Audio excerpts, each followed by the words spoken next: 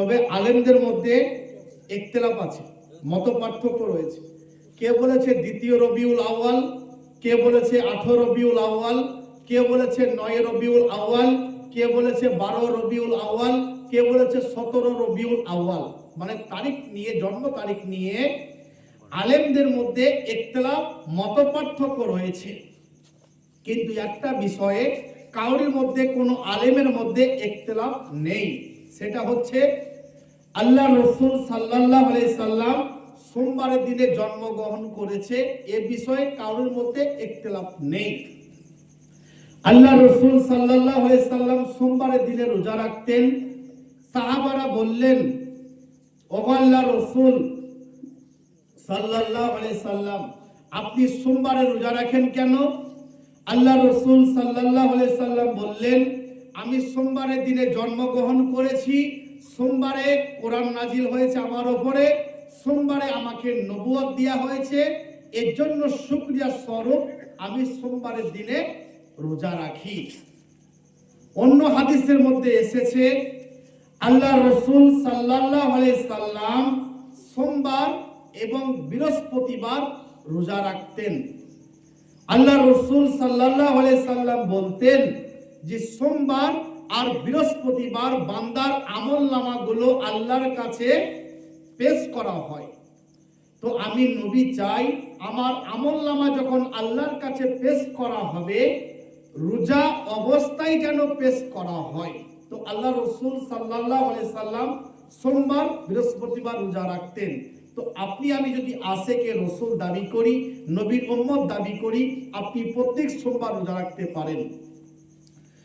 তো আচ্ছা, একটা কথা বলুন তো, আল্লাহ রসুল সাল্লাল্লাহু আলাইহি সাল্লাম জন্মগ্রহণ করেছে, এতে আমরা খুশি না বেজার? খুশি, নাকি বলছেন? আলহামদুলিল্লাহ, আমরা শেষ নবীর উম্মত হতে পেরেছি। কেননা অন্যান্য নবীরা পর্যন্ত বলতেন যে ও আল্লাহ, আপনি আমাকে নবী না করে শেষ নবীর উম্মত করলে আমি নিজেকে বেশি ভাগ্যবান মনে করতাম। তো আলহামদুলিল্লাহ, আমরা শেষ নবীর উম্মত হতে পেরেছি, নাকি বলছেন?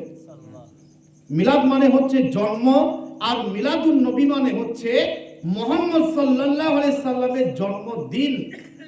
তো আমরা জন্মদিন পেয়ে, মানে জন্ম পেয়ে খুশি।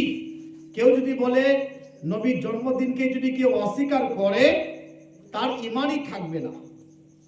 কিন্তু শুধু জন্ম পেয়ে খুশি থাকলে হবে না, নাকি বলছেন? কেননা আল্লাহর নবীর আপন চাচা আবু লাহাব, আল্লাহর নবীর আপন চাচা আবু লাহাব যখন আল্লাহ রসুল সাল্লাল্লাহু আলাইহি সাল্লাম যখন জন্মগ্রহণ করলেন, তার কাজের লোক এসে বলল, মালিক, আপনার মরা ভাই আব্দুল্লাহর একটা সন্তান হয়েছে। এ কথা বলাতে আবু লাহাব কিন্তু আল্লাহর নবীর আপন চাচা, আবু লাহাব এতটা খুশি হয়েছিল, আবু লাহাব তার কাজের গোলামটাকে আজাদ করে দিয়েছিল, বলে যা, আমি তোকে আজাদ করে দিলাম। আপনি বুঝতে পারছেন, একটা গোলামকে কিন্তু কিনে রাখতে হতো, নাকি বলছেন? তো আল্লাহ রসুল সাল্লাল্লাহু আলাইহি সাল্লাম জন্মগ্রহণ করেছে, এই খুশিতে আল্লাহ নবীর আপন চাচা আবু লাহাব তার কাজের গোলামকে আজাদ করে দিয়েছিল। কিন্তু ওই লোকটা, আল্লাহ নবীর আপন চাচা আবু লাহাব, ওই লোকটা যখন আমার নবী যখন সাফা মারওয়া পাহাড়ে যখন ইয়া সাবা করে মক্কাবাসীকে যখন ডাক দিয়ে বলেছিল ইয়া সাবা, তারা ছুটে এসে বলল, হে মুহাম্মদ সাল্লাল্লাহু আলাইহি সাল্লাম, কোন বিপদ হয়েছে? তুমি আমাদেরকে কেন ডেকেছো? আল্লাহর নবী সাল্লাল্লাহু আলাইহি সাল্লাম বললেন, ওগো আমার চাচা আবু লাহাব কিন্তু ছিল।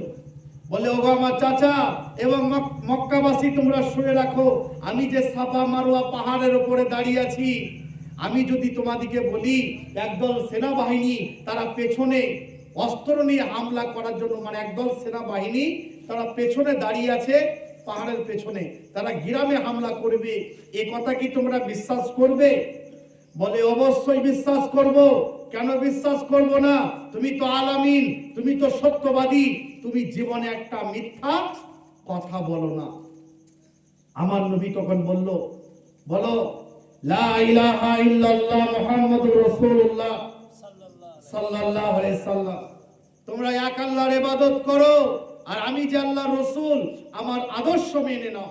আমার নবী যখন এই কথা বলেছিল আল্লাহর ইবাদত করো, আমাকে নবী বলে মেনে নাও, আমি আল্লাহর রাসূল, সর্বপ্রথম আল্লাহর নবীর আপন চাচা আবু লাহাব একটা ঢাল নিয়ে আমার নবীর দিকে নিক্ষেপ করে বলেছিল, হে মুহাম্মদ, তুমি এর জন্য আমাদেরকে ডেকেছো, বরং তুমি ধ্বংস হও, কিন্তু আমার নবী ধ্বংস হবে না। আল্লাহ কোরআনের আয়াত নাজিল করে বলা হলো, মুহাম্মদ সাল্লাল্লাহু আলাইহি সাল্লাম ধ্বংস হবে না, বরং আবু লাহাব ধ্বংস হবে, আবু লাহাবের পরিবার ধ্বংস হবে। তো এখান থেকে কি বুঝতে পারলেন বলুন তো? যারা জন্মদিন পালন করছে, মানে জন্ম পেয়ে এত খুশি, মিলাদুন নবী 12 রবিউল আওয়ালকে কেন্দ্র করে যারা জন্মদিন বিরিয়ানি খেয়ে লাফালাফি করছে, তাদের ভালোবাসাটা কিন্তু ওই আবু লাহাবের মতো, নাকি বলছেন? আবু লাহাব কিন্তু জন্ম পেয়ে খুশি ছিল, কিন্তু যখনই বলে আমার আদর্শ মেনে না, তখনই পাথর নিক্ষেপ করেছিল। তো যারা জন্ম পেয়ে খুশি, তাদেরকে যদি বলবেন ভাই আমার নবীর আদর্শ মেনে নাও, 5 ওয়াক্ত নামাজ পড়ো, মুখে দাড়ি থাকবে, সুন্নতি পোশাক, মানে এক কথায় আমার নবীর আদর্শ মোতাবেক জীবন যাপন করো, তখন দেখবেন তারা আমার নবীর জীবন আদর্শকে ফলো করবে না। আল্লাহ কোরআনের মধ্যে বলেছে, সূরা হাসর আয়াত নাম্বার 7, আমার রাসূল যেটা দিয়েছে সেটা তোমরা গ্রহণ করবে, আমার রাসূল যেটা নিষেধ করেছে তা থেকে তোমরা দূরে থাকবে। সূরা আলে ইমরান আয়াত নাম্বার 31, আল্লাহ রাব্বুল আলামিন বলেছে, যারা আল্লাহকে পেতে চায়, যারা আল্লাহকে ভালোবাসতে চায়, তারা যেন আমার নবীকে অনুসরণ করে চলে। তারা যদি আমার নবীকে অনুসরণ করে চলে, তাদের আগের এবং পিছনের গুনাহগুলোকে মাফ করে দেব। বলুন সুবহানাল্লাহ। তো যেটা বলছিলাম আর 2-3 মিনিটের মতো, এটা কিভাবে এলো আমাদের সমাজে একটু শুনবেন। এই 12 রবিউল আওয়ালকে কেন্দ্র করে যে জন্মদিন, মানে যে চলছে, পালন করা হচ্ছে 12 রবিউল আওয়ালকে কেন্দ্র করে, এটা আমাদের সমাজে কিভাবে এলো আপনাকে একটু বলি।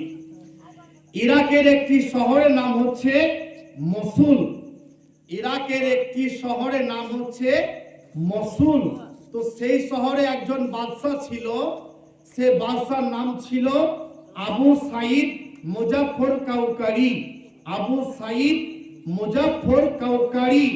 তো সেই বাদশা একজন আলেমের মাধ্যমে বাৎসরিক বছরকে কেন্দ্র করে 12 রবিউল আউয়ালকে কেন্দ্র করে একজন আলেমের মাধ্যমে সর্বপ্রথম তিনি সূচনা করেছিল।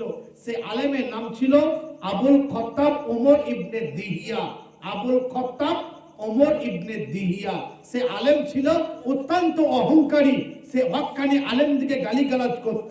আজকে সমাজে যারা কিছু আলেম আছে, যারা হক্কানি আলেম উলামাকে কুরআন হাদিস থেকে দলিল দেয়, তারপরে তাদেরকে গালিগালাজ করে, না কি বলছেন? সমাজে কিছু আলেম আছে, তাদেরকে গালিগালাজ করে, মানে হাদিস কুরআন থেকে দলিল দেয় তারপরে গালিগালাজ করে। তো সেই আলেম আবুল খত্তাব ওমর ইবনে দিহিয়া, তিনি অত্যন্ত অহংকারী আলেম ছিল।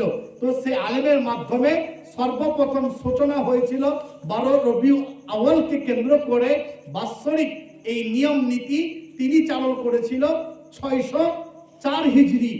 604 হিজরি থেকে শুরু হয়েছে, এর আগে কিন্তু ছিল না। আল্লাহ রাসূল সাল্লাল্লাহু আলাইহি সাল্লাম নিজের জন্মদিন কখনো পালন করেনি।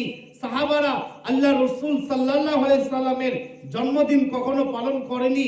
4 ইমাম তারাও কিন্তু আমার নবীর জন্মদিন পালন করেনি। এটা শুরু হয়েছে 604 হিজরি। তো যাই হোক, আমরা নবী আদর্শ মোতাবেক চলবো, আমরা আল্লাহর ইবাদত করব, সাহাবাদিকে দেখে চলবো। তো দুনিয়া জীবন ধোকা। সবাই একবার বলি আল্লাহুম্মা সাল্লি ওয়া সাল্লিম আলা নবিয়ানা মুহাম্মদ সাল্লাল্লাহু আলাইহি সাল্লাম। তো সবচাইতে অসহায় অশিক্ষিত আমি, রাত অনেক হয়ে পড়েছে, আমি আপনাদের কাউরির ছেলের মতো, কাউরির ভাইয়ের মতো, আপনারা আমার জন্য দোয়া করবেন, আমি আপনাদের জন্য আল্লাহর কাছে দোয়া করব। অনেক মা বোন তারা পর্দার আড়াল থেকে আলোচনা শুনছে, আমরা আমার মা বোনদের জন্য দোয়া করব।